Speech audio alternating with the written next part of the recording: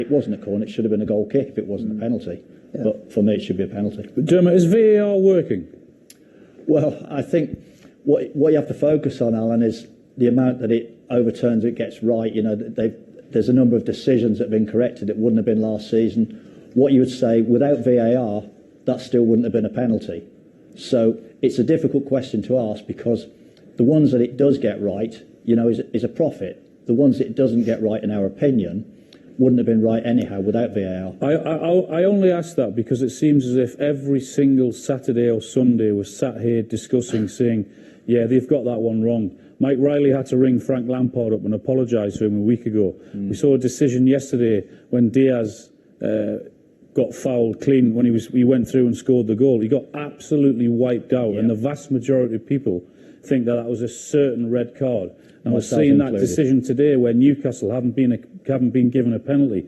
That's why I'm asking you, because I think there's far too many times when there's referees sat in front of a video watching it in slow motion, getting to the wrong decision. I like VAR, but sometimes I'm thinking, are these guys running it correctly?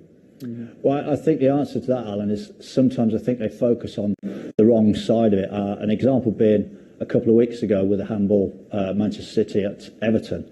The first picture is definitely inconclusive. That's the first picture the VAR looks at. You can't tell where it hits him on the arm. And that's already shown in his head. Then it shows the second picture, which is conclusive. And because they've looked at one that's inconclusive, they've gone, well, it's not definite. Rather than go, well, that's inconclusive, we don't need that.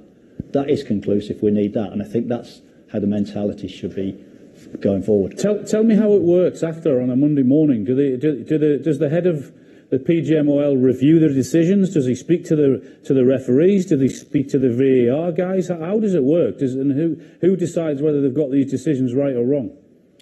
Well, the heads of the PGMO is Mike Riley and Adam Watts. They will be speaking to the referees. They decide, you know, this is in this bracket. That's right. That's wrong. That's maybe 50-50. You know, like the one we saw with Havertz. You know, as we said, that could have been a red card. It might not have been. So there's always going to be that bracket.